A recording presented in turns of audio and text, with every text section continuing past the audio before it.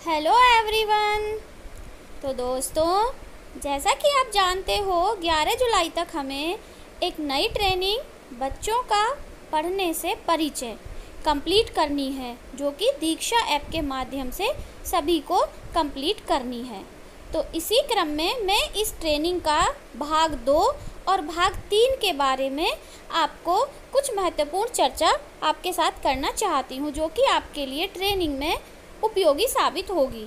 तो जो इसका भाग 2 है वो है हम कैसे पढ़ते हैं, यानी कि पढ़ने के क्या क्या स्टेप होते हैं, कैसे हम उसको पढ़ते हैं। तो पढ़ने के अलग अलग तरीके हो सकते हैं, जैसा कि आप यहाँ पर देख सकते हो। बच्चों को पढ़ाने के अलग अलग तरीके यहाँ पर शो हो रहे हैं। अब देखिए, जैसे हमें एक सेंटेंस दिया गया, अधिवास जिसने तेज MGR रहस्य रोया उसके भुगतानिए उधार के लिए। क्या आप इसे पढ़ सकते हैं? तो हम इसे बिल्कुल पढ़ सकते हैं। क्यों पढ़ सकते हैं?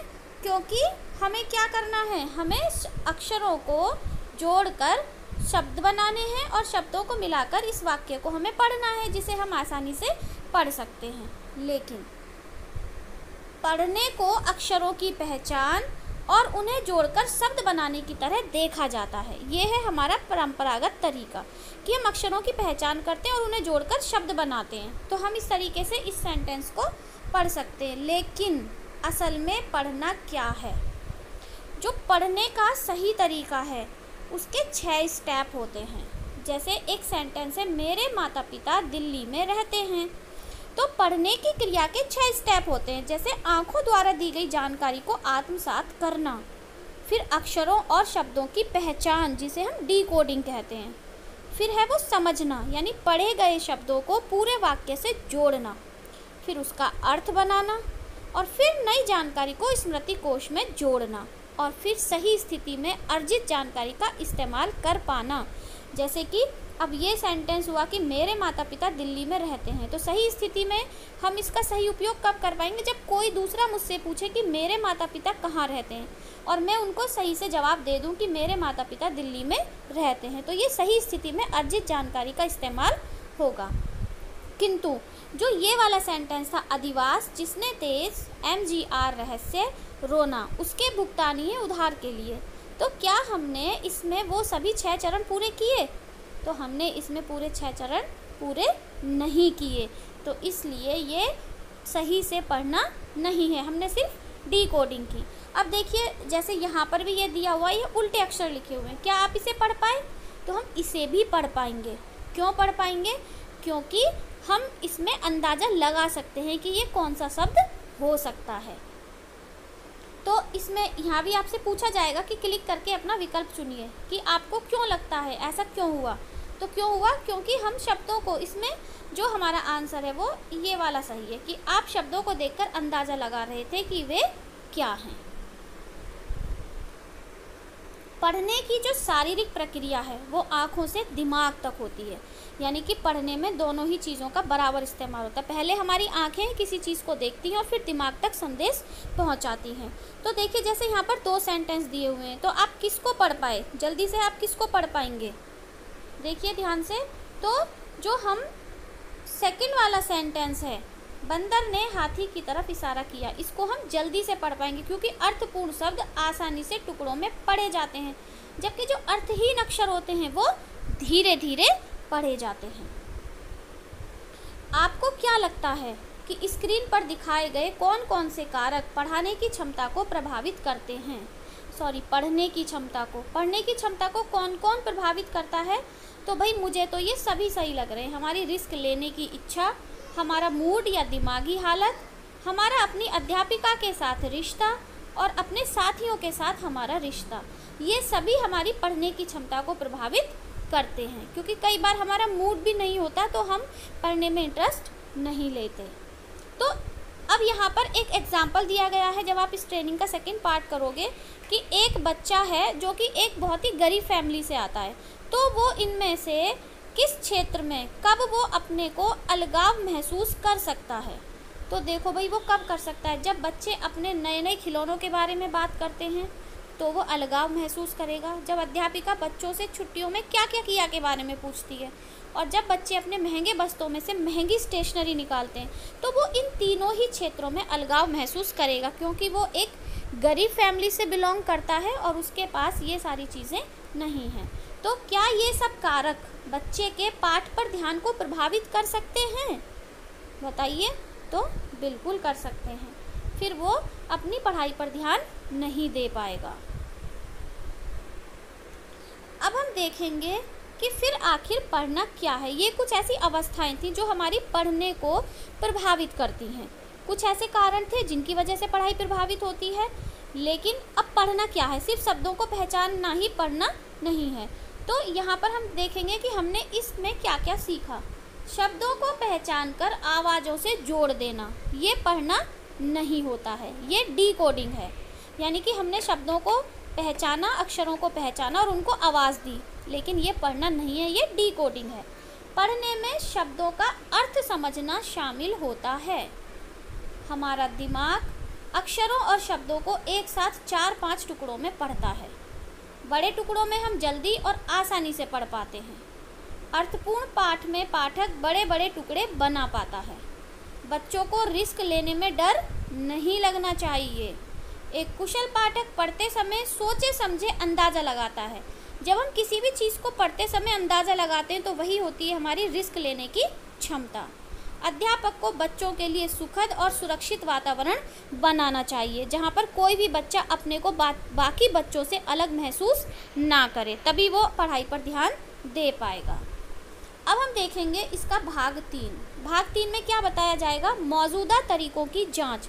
यानी हम पढ़ने के जो तरीके आजकल इस्तेमाल कर रहे हैं, क्या वो सही हैं या उन्हें चेंज करने की आवश्यकता है। तो आइए इस बारे में देखते हैं।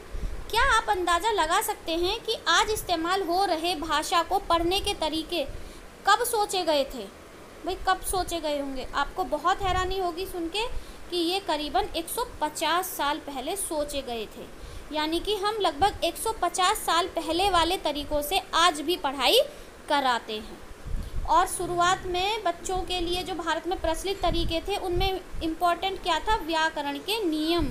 तब सिर्फ व्याकरण के नियम को समझाना ही पढ़ाई होती थी और किसी भी चीज़ को बोल के समझाने वो होती थी मौखिक पढ़ाई। लेकिन अक्षरों को आवाज़ों से जोड़कर पढ़ना सिखाने की शुरुआत बच्चों के लिए अर्थहीन होती है।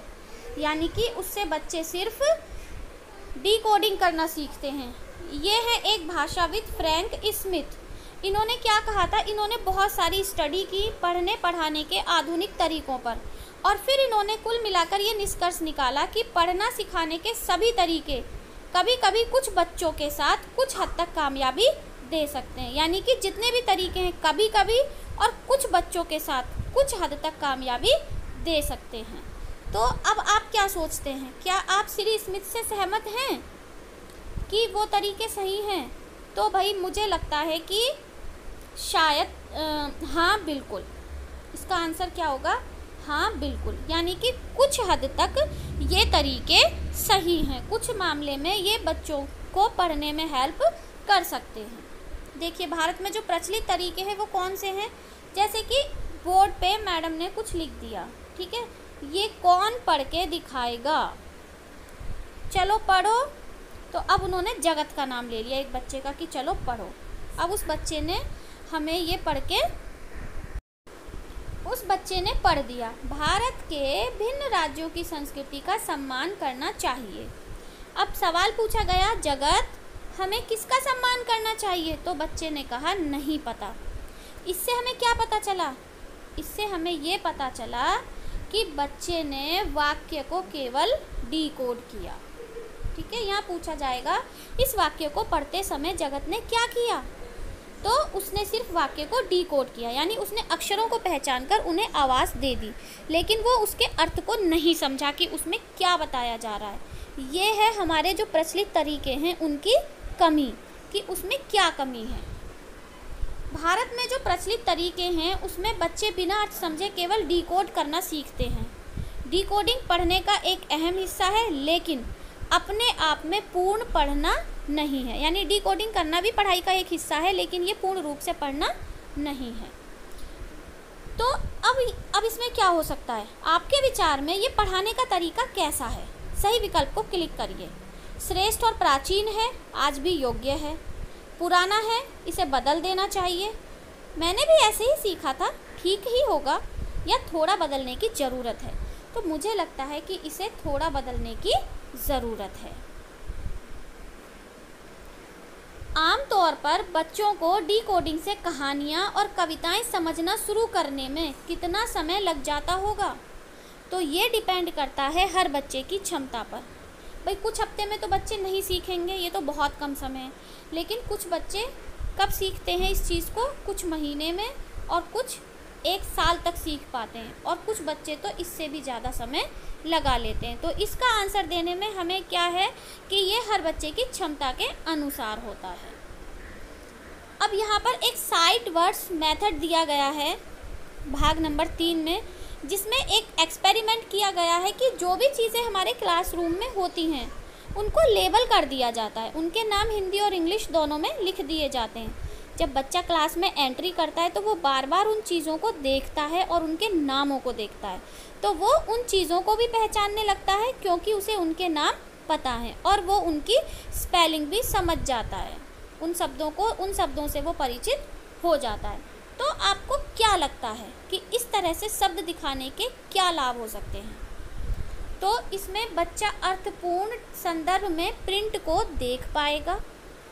बच्चे को प्रिंट का महत्व समझने में मदद मिलेगी।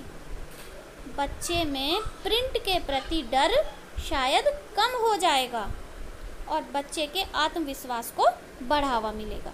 यानी कि पहले के जो 4 ऑप्शन हैं वो बिल्कुल सही हैं। बच्चे के अपने शब्द पढ़ने की शुरुआत में काफ़ी मददगार होते हैं। जैसे कि यहाँ पर एक एक्सपेरिमेंट किया था एक टीचर ने कि उन्होंने बच्चों से, वो एक बच्चों को शुरुआत में कार्ड्स देती हैं और बच्चों से ही पूछती हैं कि वो आज कौन सा शब्द लेना पसंद करेंगे। तो उसमें बच्चे अपनी पसंद का शब्द बताते हैं। जैसे कि इस बच्चे ने शब्द बताया सॉक्स, तो मैडम ने उसके कार्ड पर बड़े बड़े अक्षरों में इस शब्द को लिख दिया। तो इससे क्या होगा? क्या बच्चों को ये शब्द याद रहेंगे? तो हाँ, बच्चों को ये शब्द क्यों याद रहेंगे? क्योंकि ये बच्चों के लिए अर्थपूर्ण है। बच्चे ने खुद उसको बोला है, तो बच्चे के उस शब्द का कोई अर्थ है ना उस बच्चे के लिए, तभी तो उसने वो शब्द बोला। तो ये शब्द बच्चे को याद रहेगा क्योंकि वो बच्चे के लिए अर्थपूर्ण है। तो हम पढ़ना सिखाने की शुरुआत इस तरीके से भी कर सकते हैं, क्योंकि ये शब्द बच्चों से आए हैं। ये वो शब्द हैं जो खास हैं। इन्हीं शब्दों से बच्चे को पहली बार ये एहसास होता है कि पढ़ने का अपने लिए एक गहरा अर्थ या महत्व हो सकता है। तो अब आपको क्या लगता है कि हमें शुरुआती चरण में कैसी किताबों का इस्तेमाल करना चाहिए? जिसमें लिखित सामग्री कम हो और चित्र ज़्यादा, या जिसमें दूर और विदेशी जगहों के बारे में हो, या फिर बच्चों की खुद की बनाई किताबें? अगर हम पिछले उदाहरण को देखें जिसमें बच्चे अपने बनाए शब्दों से ज़्यादा परिचित हो रहे थे, तो इस हिसाब से जो तीसरा ऑप्शन है कि बच्चों की खुद की बनाई किताबें, वो ज़्यादा सही लगता है। एक होता है पढ़कर सुनाना। पढ़कर सुनाने में क्या है कि हम बच्चे को कोई स्टोरी पढ़कर सुना सकते हैं। और पढ़ना सिखाना शुरू करने के मुख्य तत्व क्या हो सकते हैं? तो इसके जो मुख्य तत्व हैं, बच्चे को रोज़ पढ़कर सुनाना, अर्थपूर्ण पठन सामग्री, और अनुभवी पाठक का मार्गदर्शन। यानी कि बाद के तीनों इसमें सही ऑप्शन हैं। अब हमने इस भाग 3 से क्या क्या सीखा? तो इससे हमने सीखा अक्षरों को आवाज़ों से जोड़कर पढ़ाना सिखाने की शुरुआत बच्चों के लिए अर्थहीन होती है। यानी कि जो हमारा परंपरागत तरीका है वो बच्चों के लिए अर्थहीन है। अर्थपूर्ण वाक्यों, शब्दों और कहानियों से पढ़ने की शुरुआत बेहतर तरीका है। यानी कि हम कुछ भी ऐसा अर्थपूर्ण शब्द, वाक्य या कहानी लें और वो बच्चों को पढ़कर सुनाएं, उनसे बच्चों को परिचित कराएं, तो वो पढ़ने की शुरुआत का बेहतर तरीका है। बच्चों के अपने शब्द पढ़ने की शुरुआत में काफ़ी मददगार होते हैं। यानी हम बच्चों से ही पूछें, जो भी शब्द वो बोलें हम उसको उन्हें लिख कर दिखाएं और उस शब्द से उन्हें परिचित कराएं। कहानी पढ़कर सुनाना बच्चों को बहुत महत्वपूर्ण होता है, क्योंकि कहानियाँ सबको बहुत अच्छी लगती हैं। पढ़ना सिखाने का कोई जादुई फार्मूला नहीं है। जो आपके बच्चों के लिए सबसे सही तरीका है, वही उस बच्चे का जादुई फार्मूला है। और हर बच्चे का पढ़ना सीखना अलग अलग हो सकता है, यानी हर बच्चे को कैसे पढ़ना सिखाना है उसके अलग अलग तरीके हो सकते हैं। बच्चों को अपने अनुभवों को कक्षा से जोड़ने के अवसर दिए जाएं तो वो बेहतर सीखते हैं। तो मुझे पूरी उम्मीद है कि ये भाग 2 और 3 आपने बहुत अच्छे से समझ लिए होंगे, और अगर अब आप अपनी ट्रेनिंग की शुरुआत करते हैं तो आप उसको और ज़्यादा अच्छे से समझ पाएंगे। अगर वीडियो पसंद आए तो कृपया इसे लाइक ज़रूर करें और अपने दोस्तों के साथ ज़्यादा से ज़्यादा शेयर करें। धन्यवाद।